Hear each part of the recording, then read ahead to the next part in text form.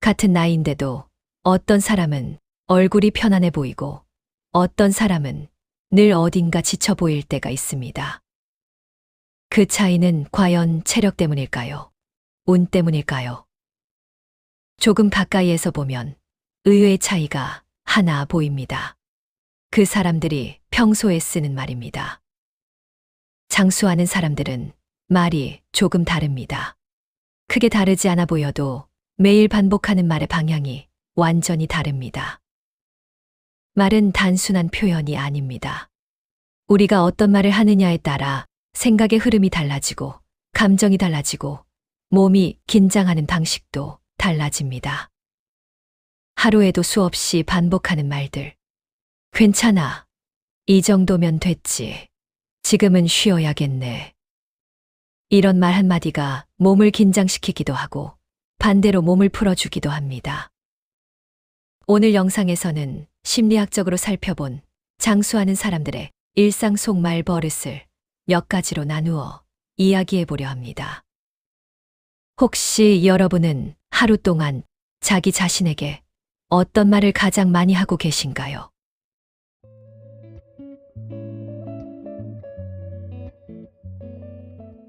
첫 번째, 장수하는 사람들에게서 가장 먼저 눈에 띄는 말버릇은 상황을 너무 빨리 단정하지 않는다는 점입니다. 무슨 일이 생겼을 때 이 사람들은 쉽게 이렇게 말하지 않습니다. 이건 망했어. 역시 안 될 줄 알았어. 이건 분명 나쁜 일이야. 대신 이런 말을 더 자주 합니다. 그럴 수도 있지. 지금은 잘 모르겠네. 아직은 판단하기 이르지. 겉으로 보면 아무 생각 없는 말처럼 들릴 수도 있습니다. 하지만 이 짧은 말들 안에는 아주 큰 차이가 숨어 있습니다. 장수하는 사람들은 일이 생기자마자 좋다 나쁘다로 나누지 않습니다. 상황을 감정으로 덮어버리지 않고 조금 떨어져서 바라봅니다. 문제가 생겼을 때 감정이 먼저 앞서면 몸은 바로 긴장 상태로 들어갑니다. 숨이 가빠지고 어깨가 올라가고 생각은 점점 좁아집니다. 하지만 그럴 수도 있지라는 말 한마디는 이 긴장을 잠시 멈추게 합니다. 지금 당장 결론을 내리지 않아도 된다는 신호를 몸에 보내는 셈입니다. 심리학에서는 이런 태도를 인지적 유연성이라고 부릅니다. 인지적 유연성이 높은 사람은 상황을 하나의 시선으로만 보지 않습니다. 지금 보이는 모습이 전부가 아닐 수도 있다는 여지를 남겨둡니다. 이 여지가 몸을 살립니다. 상황을 흑백으로 나누지 않으면 신경계는 과도한 경계 상태로 들어가지 않습니다. 지금 당장 싸우거나 도망쳐야 할 위기가 아니라고 판단하기 때문입니다. 이 작은 차이가 쌓이면 큰 차이가 됩니다. 늘 최악을 먼저 상상하는 사람은 아무 일도 일어나지 않았는데 이미 몸이 지쳐 있습니다. 반대로 판단을 미루는 사람은 몸이 쓸데없이 긴장하지 않습니다. 그래서 장수하는 사람들은 인생에서 문제가 적어서가 아니라 문제를 대하는 말이 달라서 몸을 덜 소모합니다. 아직은 판단하기 이르지. 이 말 한마디가 오늘의 나를 살리고 내일의 몸을 덜 늙게 만듭니다. 어쩌면 오래 산다는 건 늘 긍정적으로 생각하는 게 아니라 너무 빨리 결론 내리지 않는 습관인지도 모릅니다.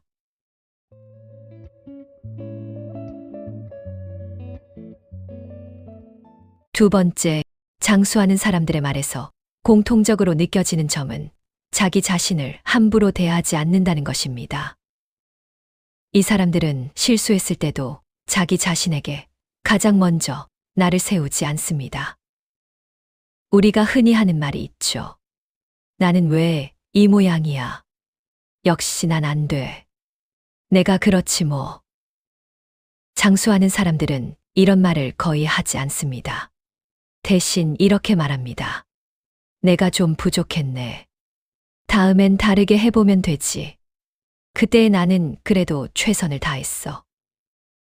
이 말들은 책에서 배운 문장이 아니라 자기 자신과 오래 함께 살아온 사람들이 자연스럽게 쓰게 되는 언어입니다.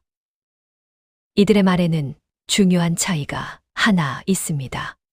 실수와 나 자신을 분리해서 말한다는 점입니다. 실수는 했지만 그래서 내가 형편없는 사람이 되는 건 아니라는 것. 상황은 잘 풀리지 않았지만 그 순간에 나는 그 나름대로 애쓰고 있었다는 것을 스스로 인정해 줍니다. 심리학에서는 이 태도를 자기연민이라고 부릅니다. 자기연민은 자기 자신에게 관대해지는 태도이지만 결코 나약함은 아닙니다. 오히려 다시 일어설 수 있게 만드는 아주 강한 힘입니다. 자기 비난이 습관이 되면 마음은 늘 긴장 상태에 놓입니다.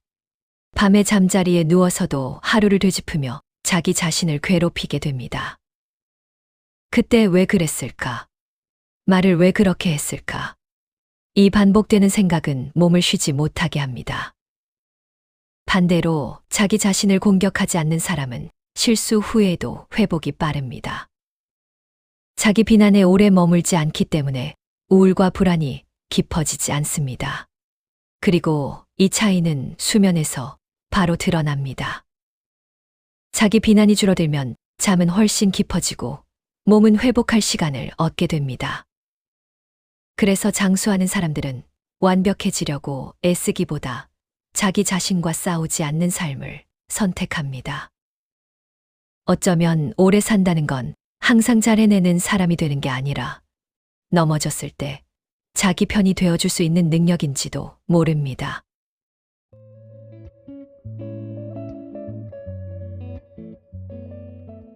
세 번째, 장수하는 사람들은 자기 몸과 마음의 상태를 말로 숨기지 않습니다. 우리는 흔히 피곤해도 이렇게 말합니다. 괜찮아. 이 정도는 할 수 있어. 조금만 더 버티면 돼. 하지만 장수하는 사람들은 이 말을 자주 하지 않습니다. 대신 이렇게 말합니다. 오늘은 좀 쉬어야겠어. 지금은 무리하면 안 될 것 같아. 이건 나중에 이야기하자. 이 말들은 게으름의 표현이 아닙니다. 몸이 보내는 신호를 무시하지 않겠다는 아주 분명한 선언에 가깝습니다. 이 사람들은 괜찮은 척하지 않습니다. 아픈데도 웃지 않고 지치는데도 억지로 버티지 않습니다. 피로와 감정이 올라오면 먼저 말로 표현합니다.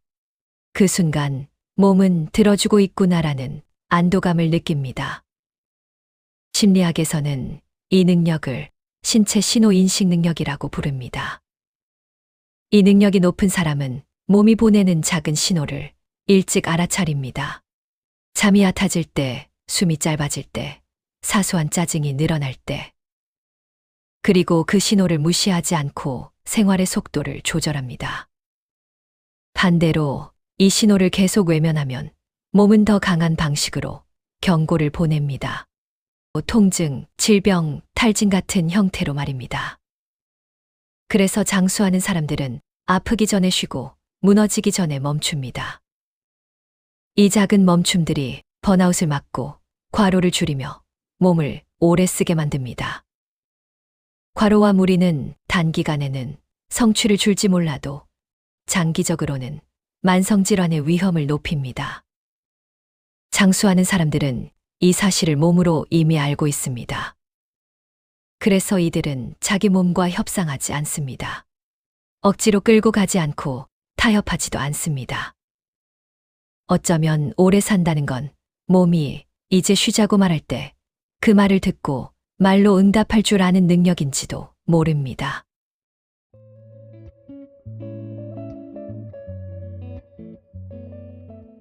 네 번째, 장수하는 사람들의 말에서 또 하나 분명하게 느껴지는 점은 비교의 언어를 거의 쓰지 않는다는 것입니다.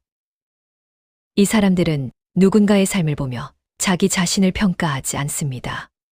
남들보다 뒤처졌는지 앞서 있는지로 자기 가치를 재단하지 않습니다. 대신 이런 말을 합니다.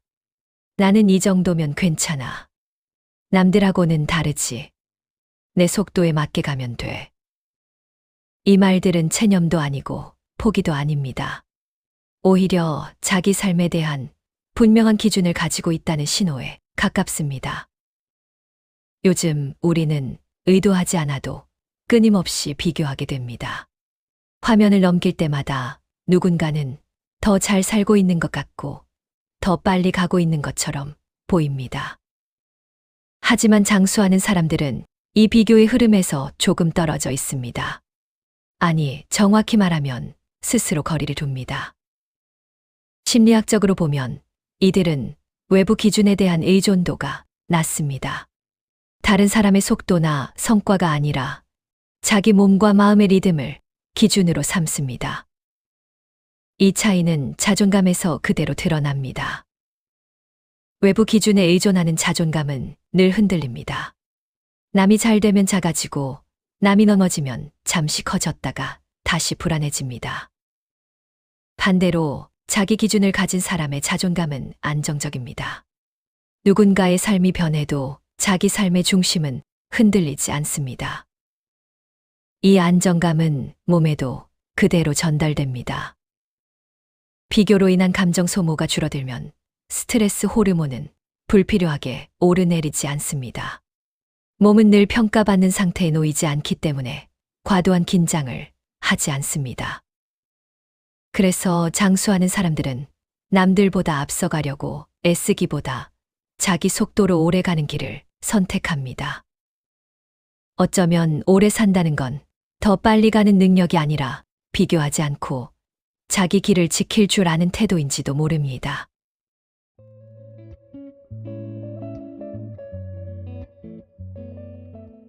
다섯 번째, 장수하는 사람들의 말에는 미래를 향한 과도한 단정이 거의 없습니다. 이 사람들은 앞날을 장밋빛으로 포장하지도 않고 그렇다고 미리 겁먹지도 않습니다. 대신 이런 말을 자주 합니다. 앞으로 어떻게 될지는 모르지. 그래도 뭔가 재미는 있겠지. 지금부터가 또 다른 시작이야. 이 말들은 희망에 기대는 말이 아니라 여지를 남기는 말입니다. 장수하는 사람들은 미래를 위협이나 부담으로만 말하지 않습니다. 특히 나이가 들수록 이 차이는 더 분명해집니다. 많은 사람들이 나이 듦을 이야기할 때 이렇게 말합니다. 이제 끝이야. 앞으로는 더 내려갈 일만 남았지. 좋은 시절은 다 지나갔어. 하지만 장수하는 사람들은 이런 표현을 거의 쓰지 않습니다. 이들에게 나이 듦은 끝이 아니라 형태가 바뀌는 시간에 가깝습니다. 심리학에서는 이 태도를 희망적 현실주의라고 부릅니다. 현실을 외면하지 않되 그 안에서 가능성을 완전히 닫아버리지 않는 태도입니다. 모르겠네라는 말은 포기가 아닙니다. 아직 열려 있다는 뜻입니다. 이 열린 태도는 노년의 우울을 예방하는데 아주 중요한 역할을 합니다. 미래를 단정적으로 비관하면 삶의 의미는 빠르게 사라집니다. 의미가 사라지면 생각이 줄어들고 사람을 만나지 않게 되고 뇌는 점점 사용되지 않습니다. 반대로 미래의 여지를 남기는 사람은 오늘을 쉽게 포기하지 않습니다. 아직 할 수 있는 게 있겠지. 아직 배울 게 있겠지. 이 생각 하나만으로도 삶은 계속 움직입니다. 그래서 장수하는 사람들은 나이가 들어도 새로운 대화를 하고 새로운 관심사를 만들고 사람과의 연결을 유지합니다. 이 모든 움직임은 뇌 활동을 자극하고 삶의 의미를 붙잡아 줍니다. 어쩌면 오래 산다는 건 미래를 정확히 아는 능력이 아니라 미래를 완전히 닫지 않는 태도인지도 모릅니다.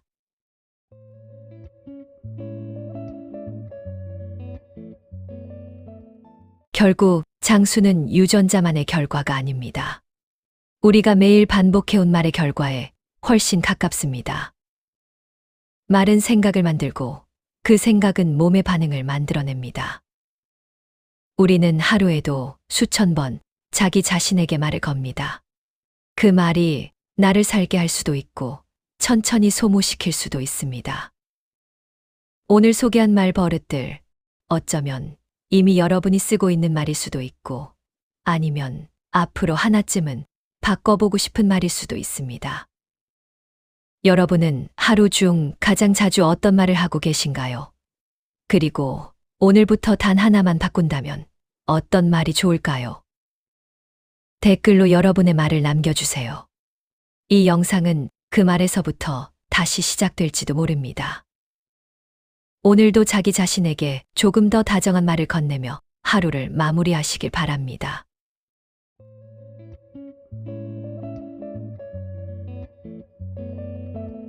시청해 주셔서 정말 감사합니다.